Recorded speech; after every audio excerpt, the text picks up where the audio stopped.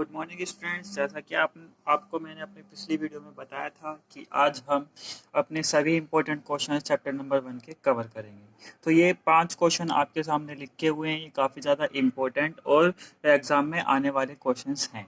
तो एक एक करके हम इनके सॉल्यूशन देखेंगे और उसके बाद हम इस चैप्टर को यहीं कंप्लीट कर देंगे। ठीक, अगर आपको उसके बाद भी कोई प्रॉब्लम आती है क्वेश्चंस को करने में तो आप मेरे से पूछ सकते हैं। तो जैसा कि आपका क्वेश्चन नंबर 1 है, क्वेश्चन नंबर 1 देखते हैं।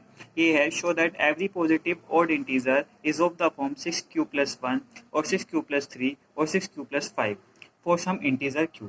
तो पहले हम इस क्वेश्चन को समझते हैं कि ये क्वेश्चन कहना क्या चाहता है। कि कोई भी एक पॉजिटिव ऑड इंटीजर हमें लेना है। क्या करना है, सबसे पहले हमें एक पॉजिटिव ऑड इंटीजर लेना है जिसकी फॉर्म जो है वो 6q+1 और 6q+3 6q+5 की फॉर्म में हमें उसे प्रूफ करना है। ये शो करना है कि भी कोई भी एक इंटीजर है जो कि ऑड है और वो 6q+1 6q+3 और 6q+5 की फॉर्म में होगा। ठीक, इस बात को हम प्रूफ करने के लिए क्या करेंगे, तो देखिए हम अपने क्वेश्चन नंबर 1 का सॉल्यूशन करते हैं। सॉल्यूशन ऑफ फर्स्ट, तो इसमें देखेंगे क्या करना है। सबसे पहले हम लेट करेंगे, लेट एन इंटीजर ए। सबसे पहले हमने एक इंटीजर ए मान लिया। अब हम क्या करेंगे, according to Euclid division algorithm. इस क्वेश्चन में यूज होगा यूक्लिड डिवीजन एल्गोरिथम का।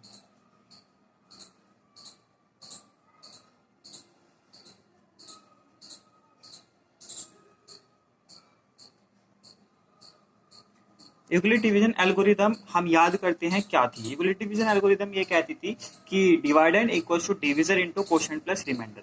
मतलब कि अगर हम किसी भी नंबर को डिवाइड करते हैं तो उसका जो डिवाइडेंड और डिविजर और क्वोशिएंट का प्रोडक्ट और रिमाइंडर का सम जो है डिवाइडेंड के इक्वल आता है। तो उसी की मदद से हम इस क्वेश्चन को करेंगे। तो हमने यहाँ पे एक इंटीजर माना है ए।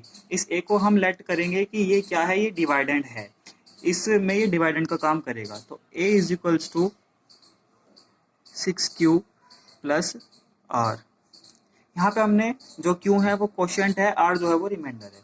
और 6 हमने इसलिए लिया है क्योंकि क्वेश्चन में क्या किस फॉर्म में हमें नंबर्स को दिखाना है, 6q+1 6q+3 6q+5 इस फॉर्म में हमें नंबर्स को दिखाना है। तो इस वजह से हमने जो डिवाइडेंड है उसकी जगह, जो डिवीजर है उसकी जगह हमने 6 लिया है, डिवीजर की जगह हमने 6 लिया है। क्यों? क्योंकि हमें ये दिखाना है कि जो नंबर है वो उस फॉर्म में होने चाहिए। अब जो आर की वैल्यू है वो क्या क्या आ सकती है, मतलब कि अगर हम किसी नंबर को 6 से डिवाइड करते हैं, सपोज करो अगर हम किसी नंबर को 6 से डिवाइड करते हैं तो उसके रिमाइंडर क्या क्या बच सकते हैं, रिमाइंडर क्या क्या बच सकते हैं आपके अकॉर्डिंग। तो आर जो है, मतलब जो रिमाइंडर है वो क्या क्या बच सकता है 0 1 2 3 4 5। क्या इसके अलावा आर की कोई वैल्यू हो सकती है अगर हम किसी नंबर को 6 से डिवाइड करें? नहीं हो सकती। तो केवल 0 1 2 3 4 5 हम इस आर की जगह रख सकते हैं। ठीक, तो अब हम लेते हैं केस 1। केस 1 में क्या है, अगर हम आर की जगह 0 लें, अगर हम आर की जगह 0 लेते हैं तो ए की वैल्यू कितनी आएगी 6q+0। तो ए की वैल्यू कितनी आई 6q। ठीक, ए की वैल्यू आ गई 6q। लेकिन हमें इस क्वेश्चन में ये बोल रखा है कि केवल कौन कौन से नंबर लेने हैं, केवल हमें ओड वाले नंबर लेने हैं। तो आर की इन वैल्यूज में ओड कौन कौन से हैं, 1 ओड है, 3 ओड है, 5 ओड है। तो केवल हमें 3 नंबर्स लेने हैं। कौन कौन से, 1 3 और 5। इनकी मदद से हम अपने जो तीनों टर्म्स हैं वो प्रूफ कर देंगे। तो अब हम लिखेंगे केस 2 में वी टेक ओनली, हम केवल कौन कौन से नंबर लेंगे, we take only even numbers. हम इवन नंबर्स, इवन नहीं, सॉरी इवन नहीं, ओड नंबर्स। क्योंकि क्वेश्चन में क्या बोल रखा है, हमें ओड लेना है। तो ओड नंबर कौन कौन से हैं, ओड नंबर 1 3 5। तो ए की वैल्यू क्या क्या हो जाएगी तुम्हारे पास 6q+1 कोमा 6q+3 और 6q+5। क्वेश्चन में ये 3 चीजें हमें प्रूफ करनी थी, तो ये तीनों हमने किस चीज की मदद से प्रूफ करी? ये हमने प्रूफ करी इक्वली डिवीजन एल्गोरिथम। जब भी इस टाइप का प्रूफ करने का क्वेश्चन आता है तो आपको क्या करना है, एक इंटीजर ऐड करना है a, उसके बाद इक्वली डिवीजन एल्गोरिथम लिखनी है a is equals to b q plus r, मतलब जो होती है वो। उसके बाद क्वेश्चन में जिस भी फॉर्म में लिखना हो उसके अकॉर्डिंग तुम्हें लिखना है। यहाँ पे 6 से हम नंबर को डिवाइड करेंगे, तो जब हम 6 से किसी भी नंबर को डिवाइड करेंगे तो केवल 5 ही रिमाइंडर बच सकते हैं, चाहे तो आप करके देख लेना। इन 5 रिमाइंडर के अलावा और कोई नहीं बचेगा। 0 1 2 3 4 5 केवल इतने ही नंबर बचेंगे, ठीक, इसके अलावा कोई नहीं बचेगा। तो हमने ये केस लिया। उसके बाद क्वेश्चन में ये बोल रखा था कि केवल हमें कौन सा नंबर लेना है, केवल ओड वाला लेना है। हमने इवन वाला लिया तो उससे क्या आया, 6 क्यू आया। 6 क्यू हमें शो नहीं करना, देखो जैसे आप क्वेश्चन में देख सकते हैं 6 क्यू नहीं लिखना, हमें 6 क्यू प्लस 1, 6 क्यू प्लस 3 और 6 क्यू प्लस 5 लिखना है। तो इनके लिए हमने क्या लिया, केवल ओड वाले नंबर लिए। कौन से लिए, केवल ओड नंबर। ओड नंबर जब हमने लिए तो आर की जगह पहले 1 रखा, फिर 3 रखा, फिर 5 रखा। तो इनकी मदद से हमारे जितने भी थे वो प्रूफ हो गए। तो हम लिख देंगे हैंड्स प्रूफ। यही बात हमें प्रूफ करनी है। तो इसकी मदद से इस टाइप के बहुत सारे क्वेश्चन है, तो आप इस टाइप के सारे क्वेश्चंस को करके देखेंगे इसी तरीके से। हर क्वेश्चन में ये मेथड अप्लाई होना है। मैंने थोड़ा सा अलग क्वेश्चन इसलिए लिया है क्योंकि जिससे आपको अच्छे से समझ में आ जाए। तो हर क्वेश्चन में ये ट्रिक अप्लाई होगी और आप क्वेश्चन को कर सकते हैं। सेकंड क्वेश्चन देखते हैं हम अपना। सेकंड क्वेश्चन क्या है, तो सेकंड क्वेश्चन है the HCF of 2 number is 27 and their LCM is 162। दो नंबर हैं, उनका जो एचसीएफ है वो 27 है और जो एलसीएम है वो 162 है। If one of the number is 54 find the other. और एक नंबर दे रखा है 54, तो हमें अपना दूसरा नंबर बताना है। तो देखिए क्वेश्चन नंबर सेकंड का सॉल्यूशन। इसमें आपको क्या क्या दे रखा था, एक तो तुम्हें एचसीएफ दे रखा है इज इक्वल्स टू 27, एलसीएम दे रखा है, एलसीएम कितना दे रखा है 162, ठीक, और एक नंबर दे रखा है, 1 नंबर दे रखा है। 1 नंबर कितना दे रखा है 54। इसके बाद अदर नंबर पूछा है, मतलब कि दूसरा वाला नंबर आपसे पूछ लिया गया है, ये पूछा है। तो अब हम क्या करेंगे, इसे कैसे बताएंगे? तो इसके लिए मैंने आपको पिछली वीडियो में एक फॉर्मूला बताया था। क्या फॉर्मूला था, याद है किसी को? वो फॉर्मूला था HCF into LCM equals to product of, ये फॉर्मूला याद है, मैंने पिछली वीडियो में आपको बताया था, एक क्वेश्चन में अप्लाई भी करके दिखाया था, प्रोडक्ट ऑफ। तो इस टाइप के क्वेश्चन इस पे आते हैं। अब तो सिंपल आप इसमें वैल्यूज पुट करके इसे सॉल्व कर सकते हैं। देखिए 27 एचसीएफ, एलसीएम कितना है 162, एक नंबर कितना दे रखा है 54 और अदर नंबर आपसे पूछा है। इसकी कैलकुलेशन मैं आपके लिए छोड़ता हूँ, ये जो मल्टीप्लाई में ये डिवाइड में ले जाना। तो अदर नंबर कितना आ जाएगा, other number equals to 27 into 162 upon 54। तो ये कैलकुलेशन आप इजीली कर सकते हैं। इस कैलकुलेशन को आप करेंगे और इसका आंसर निकालेंगे और देखेंगे ठीक है या नहीं। ठीक, ये क्वेश्चन यहाँ कंप्लीट हुआ। इस टाइप के क्वेश्चन बहुत पूछे जाते हैं और बहुत सिंपल क्वेश्चन है। ठीक, ये एक बहुत ही ज्यादा इंपॉर्टेंट टॉपिक है तुम्हारा, तो इसे अच्छे से देखना और इस टाइप के क्वेश्चन करना ज्यादा से ज्यादा। तो अब हम थर्ड क्वेश्चन देखते हैं। थर्ड क्वेश्चन पढ़ेंगे क्या है। ठीक, थर्ड क्वेश्चन देखिए। थर्ड क्वेश्चन है prove that root 2 is irrational number. ये है तुम्हारा सबसे सबसे सबसे ज्यादा इंपॉर्टेंट टॉपिक इस चैप्टर का। इस चैप्टर का 10th क्लास का काफी ज्यादा इंपॉर्टेंट टॉपिक है। इस क्वेश्चन के अलावा पेपर नहीं बनता, मतलब पेपर में इस टाइप का क्वेश्चन एक आता ही आता है। तो इसे बहुत ज्यादा ध्यान से देखेंगे और बहुत ही अच्छे तरीके से इसे समझने की कोशिश करेंगे। तो देखिए, इसका करने का तरीका बहुत ही सिंपल होता है। अगर एक बार आप ध्यान से देखेंगे तो आपको समझ में आ जाएगा। अगर नहीं आता है तो इसको रिपीट करके देख सकते हैं, आपको जरूर आ ही जाएगा। देखिए, इसमें हमें क्या करना होता है, रूट 2 को हमें इरेशनल प्रूफ करना है। रूट 2 को इरेशनल प्रूफ करने के लिए पहले हम लेट करेंगे, let root 2 is a rational number. Root 2 को इरेशनल प्रूफ करने के लिए हम क्या लिखेंगे, root 2 is a rational number. उसके बाद लास्ट में हम एक कॉन्ट्राडिक्शन दिखा देंगे कि ये रेशनल नहीं है और ये रेशनल प्रूफ हो जाएगा। रूट 2 को इरेशनल प्रूफ करने के लिए हम रेशनल की कंडीशन नॉट सेटिस्फाई दिखा देंगे। देखो वो कैसे करेंगे। तो रूट 2 को हमें रेशनल प्रूफ करना है। तो रेशनल का मतलब क्या है, रूट 2 को हम पी अपॉन क्यू की फॉर्म में लिख सकते हैं। So root 2 is equal to p upon q, मतलब कि जो रूट 2 है वो पी अपॉन क्यू की फॉर्म में आ सकता है। ठीक,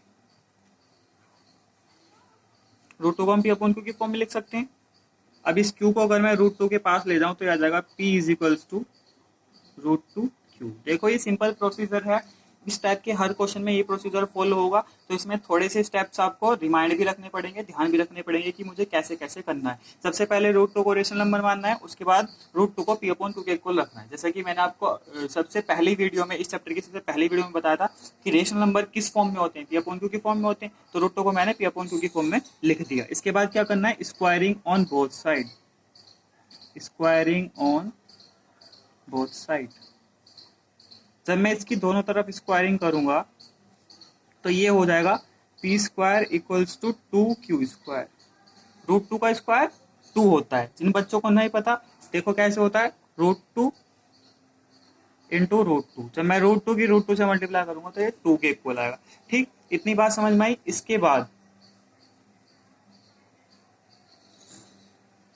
अगर मैं टू को पी के अपॉन में ले जाऊं, अगर मैं टू को पी के अपॉन में ले जाऊं, इसका मतलब क्या है कि जो पी स्क्वायर है वो टू से डिविजिबल है। मतलब अगर टू पी स्क्वायर के अपॉन में आ सकता है, इसका मतलब क्या है, पी स्क्वायर जो है वो टू से डिविजिबल है। तो मैं लिखूंगा, इसे इक्वेशन 1 और मान लेंगे, तो मैं लिखूंगा p square is divisible by, वो सिंपल लैंग्वेज में लिखूंगा, बुक्स की लैंग्वेज बिल्कुल नहीं लिखूंगा, इज डिविजिबल बाय टू। जो पी स्क्वायर है वो डिविजिबल है टू से, so p is also divisible bye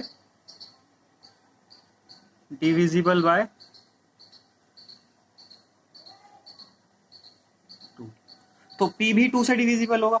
अगर किसी चीज का स्क्वायर टू से डिविजिबल है, सपोज करो अगर 4 टू से डिविजिबल है तो टू भी टू से डिविजिबल होगा। मतलब अगर किसी डिजिट का स्क्वायर किसी नंबर से डिविजिबल है तो वो नंबर भी उससे डिविजिबल होगा। ठीक, वही बात मैंने लिखी, अगर पी स्क्वायर टू से डिविजिबल है तो पी भी टू से डिविजिबल होगा।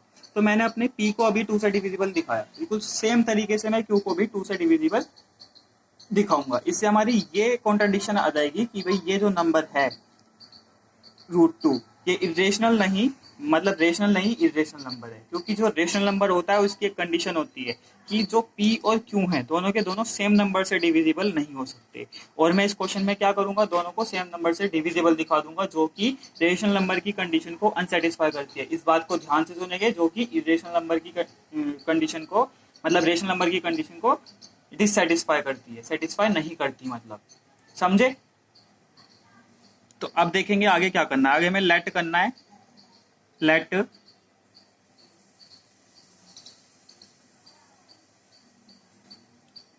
p को हम दिखा चुके, अब हमें q को दिखाना है। तो अब हम लेट करेंगे, let p is equals to 2c।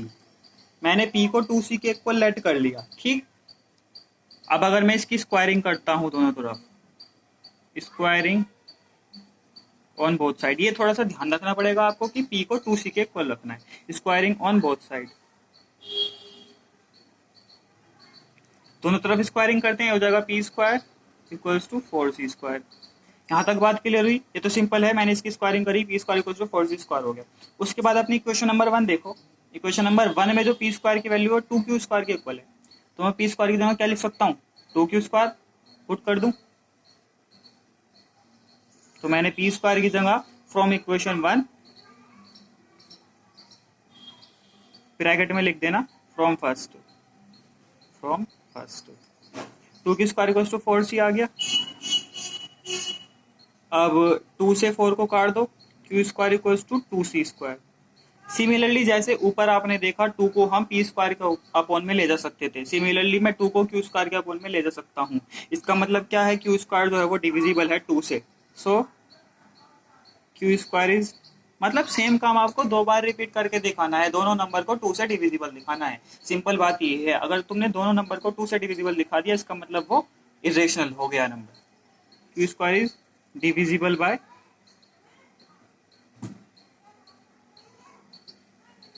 2। Also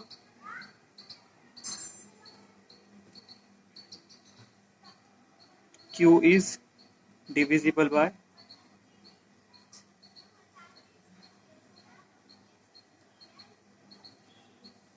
तो Q 2 भी जो है वो 2 से डिविजिबल हो गया। तो जो मैं दिखाना चाह रहा था, मतलब दोनों नंबर को मैं 2 से डिविजिबल दिखाना चाह रहा था, वो मैंने दिखा दिया। तो अब मैं क्या लिखूंगा, हैंस आवर एजम्पशन का मतलब आप समझते हैं, मतलब जो बात हमने लेट करी थी क्वेश्चन की स्टार्टिंग में, क्या लेट करी थी कि जो √2 है वो रेशनल नंबर है, hence our assumption is wrong. तो हमारी जो बात है वो गलत साबित हो गई, एंड √2 इज इरेशनल नंबर। और √2 क्या हो गया, इरेशनल हो गया, क्योंकि रेशनल की कंडीशन वो सेटिस्फाई नहीं कर रहा। अगर वो रेशनल नहीं है तो वो क्या होगा, इरेशनल नंबर होगा। तो ये मोस्ट इंपोर्टेंट क्वेश्चन है और थोड़ा सा समझने वाला भी है। तो इसमें हम एक बार और देख लेते हैं इसमें हमने करा क्या क्या। ठीक, इसमें हमने करा क्या क्या। सबसे पहले हमें इसे इरेशनल प्रूफ करना था, तो हमने क्या करा, √2 को हमने रेशनल नंबर लेट करा। रेशनल नंबर की डेफिनेशन आप सभी लोग जानते हैं, जिसे हम P/Q की फॉर्म में रिप्रेजेंट कर सकें। तो हमने √2 को P/Q की फॉर्म में रिप्रेजेंट करा। उसके बाद P को हमने, मतलब Q को √2 के पास ले गए, P √2Q हो गया। उसके बाद सिंपल हमने स्क्वायरिंग ऑन बोथ साइड करा, दोनों तरफ इसकी स्क्वायरिंग कर दी। स्क्वायरिंग करके क्या हुआ, P का स्क्वायर P स्क्वायर, √2 का 2 और Q का Q स्क्वायर। ठीक, इसके बाद सिंपली मैं 2 को P स्क्वायर के अपॉन में ले जा सकता हूँ, P स्क्वायर के अपॉन में 2 को ले जा सकता हूँ। इसका मतलब क्या है, P स्क्वायर को मैं 2 से डिवाइड कर सकता हूँ, 2 से काट सकता हूँ। ठीक, अगर कोई नंबर किसी नंबर के अपॉन में आ जाता है, इसका मतलब वो उसे डिवाइड कर सकता है। तो मैंने लिखा P square is divisible bye 2, so P is also divisible bye 2। अगर किसी नंबर का स्क्वायर 2 से डिविजिबल है तो वो नंबर भी 2 से डिविजिबल होगा। ठीक, ये बात सिंपल है। अगर किसी नंबर का स्क्वायर सपोज करो अगर 36 3 से डिविजिबल है, तो 6 भी 3 से डिविजिबल होगा। समझे। उसके बाद देखो, let P is equal to 2C, मैंने मान लिया P जो है वो 2C के बराबर है। ये बात थोड़ी सी ध्यान रखने वाली है। अगर √3 को प्रूफ करना है तो P को 3C के इक्वल लेना, अगर √5 को करना है P को 5C के इक्वल लेना। कंडीशन यही चलेगी हर क्वेश्चन में। ठीक, बिल्कुल सेम तरीके से हर क्वेश्चन को आपको सोल्व करना है, बिल्कुल सेम। इसकी स्क्वायरिंग ऑन बोथ साइड करी हमने, P square equal to 4C square हो गया। ठीक, इसकी स्क्वायरिंग करेंगे, P का स्क्वायर P स्क्वायर, 2 का 4, C का C स्क्वायर। समझे। इसके बाद मैंने सोल्व करा, Q square equal to 2C square आ गया।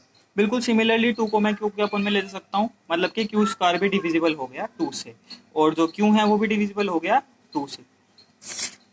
तो जैसा कि मैंने आपको बताया, अगर P और Q दोनों 2 से डिविजिबल आ गए, इसका मतलब क्या है, जो √2 है वो रेशनल नंबर नहीं है। तो जो हमारी एजम्पशन है, जो बात हमने लेट करी थी, क्या लेट करी थी कि √2 जो है वो रेशनल नंबर है, वो गलत हो गई। Hence our assumption is wrong and √2 is irrational number. तो ये बहुत ही सिंपल लैंग्वेज में मैंने आपको समझाया। इस क्वेश्चन को करने की कोशिश करेंगे। ठीक, इस टाइप की और क्वेश्चन करने की कोशिश करेंगे, बिल्कुल सेम लैंग्वेज में आपको करने होते हैं। नेक्स्ट क्वेश्चन देखेंगे, क्वेश्चन नंबर 4। क्वेश्चन नंबर 4 क्या है, एक्सप्रेस 0.32 के ऊपर बार। बार का मतलब क्या होता है, जिन बच्चों को नहीं पता, बार का मतलब होता है बार बार, मतलब के जो 3 और 2 हैं वो रिपीट होंगे बार बार इन सिंपलेस्ट फॉर्म। इसे हमें सिंपलेस्ट फॉर्म में कैसे दिखा सकते हैं, तो देखिए इसका सॉल्यूशन नंबर 4। तो ये देखो कैसे करेंगे। इसमें हमें दे रखा है लेट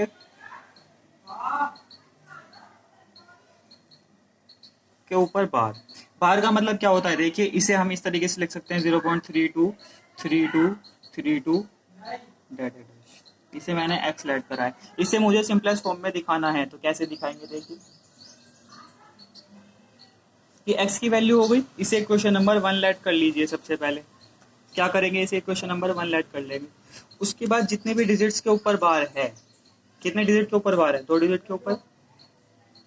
ठीक, उतना ही हमें इस पॉइंट को आगे बढ़ाना है। जितने भी डिजिट के ऊपर बार है उतना ही हमें इस पॉइंट को आगे बढ़ाना है। आगे बढ़ाने के लिए मुझे क्या करना पड़ेगा, पता है किसी को, 100 से दोनों तरफ मल्टीप्लाई करनी पड़ेगी। अगर मैंने 100 से दोनों तरफ मल्टीप्लाई कर दी तो ये जो पॉइंट है ये अपने आप 3 और 2 के आगे आ जाएगा, 32.32 हो जाएगा। ठीक, तो दोनों तरफ 100 से मल्टीप्लाई कर देंगे,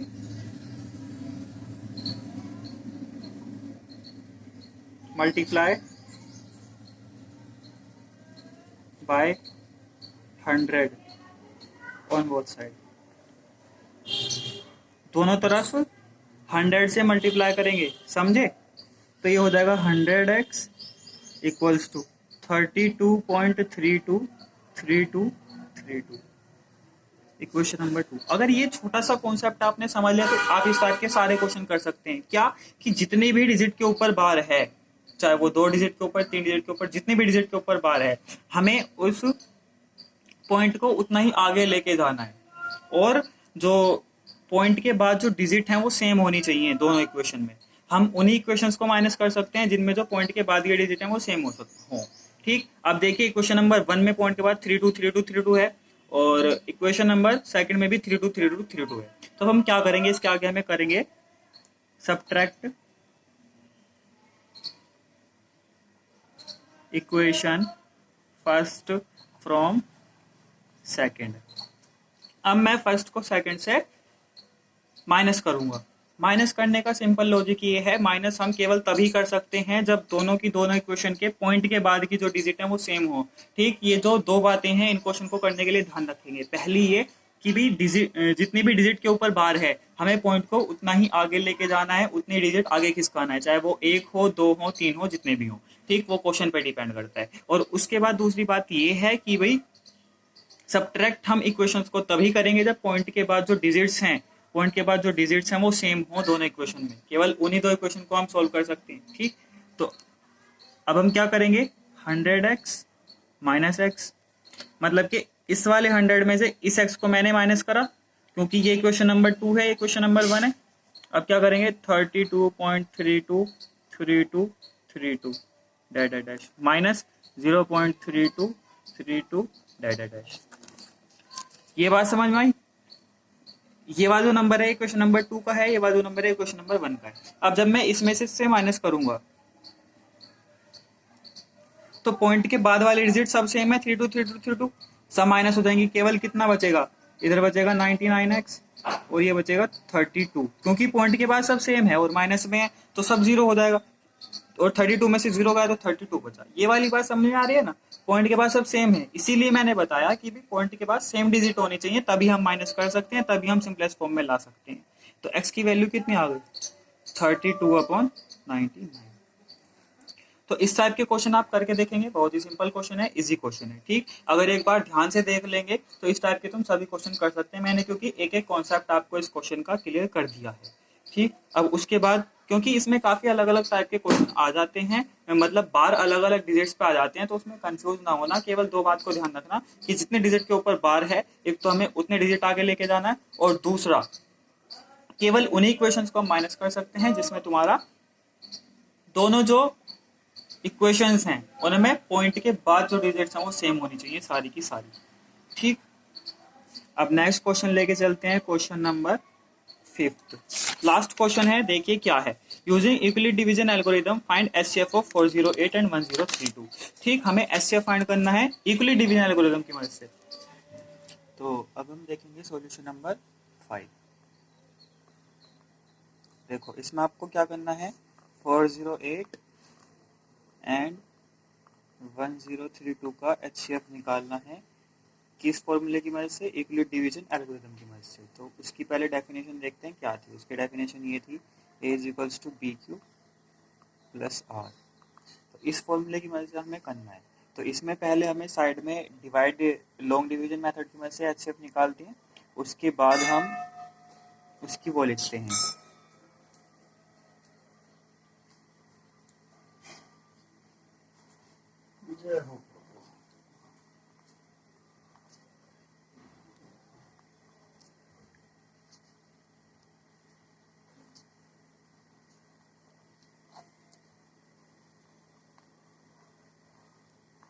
देखिए जब ये नीचे रिमाइंडर बच जाता है तो इसे हम डिविजर के तरीके से लेते हैं, और जो ऊपर ये वाली डिजिट है इसे हम डिवाइडेड में लाते हैं इस तरीके से। अब 216 से 408 को करेंगे,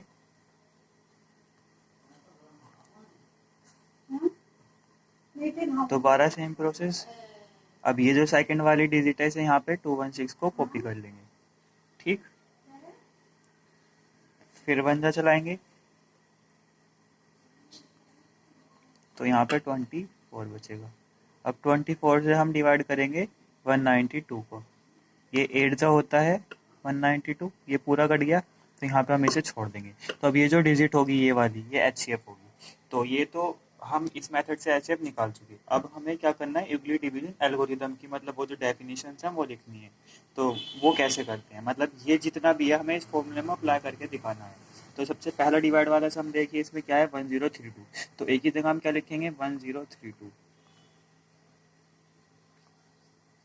यहाँ पे 408 इंटू 2 प्लस 216। मतलब सिंपल जो प्रोसेस है अपना divide and equal to division into question plus remainder, उसमें केवल बारी बारी से वैल्यू रखनी है जब तक रिमाइंडर जीरो ना आ जाए। ठीक, तो यहाँ पे लिखेंगे here r is equal to 216। r अभी 216 है तो एचसीएफ नहीं आया। उसके बाद अगेन दोबारा देखेंगे दूसरा डिवाइड का सम, उसमें डिवाइडेंड क्या है 408, डिविजर क्या है 216, क्वोशिएंट क्या है 1, रिमाइंडर कितना बचा 192। समझ रहे हैं, ये बारी बारी से हम इसमें लिख रहे हैं। ठीक, अभी भी रिमाइंडर कितना है 192, तो एचसीएफ अभी नहीं आया है। फिर उससे अगला डिवाइड का सम देखते हैं, उसमें डिवाइडेंड है 216, 192 इंटू 1 प्लस 24, यहाँ पे रिमाइंडर कितना है 24। तो अभी भी तुम्हारा एचसीएफ नहीं आया है। अब अपना लास्ट वाला देखिए, इसमें कितना है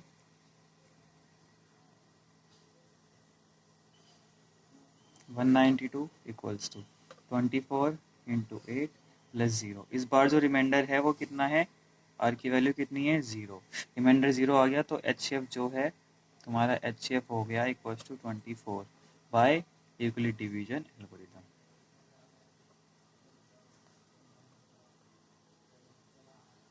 तो इतना आपको करना होता है। पहले साइड में हम डिवाइड मेथड से निकाल लेते हैं और उसके बाद हम ऐसे लिख देते हैं। तो ये सारे इंपॉर्टेंट क्वेश्चन हो गए आपके चैप्टर नंबर 1 के। तो बाकी अगर आपको किसी क्वेश्चन में क्वेरी आती है तो आप पूछ सकते हैं। Thank you, have a nice day.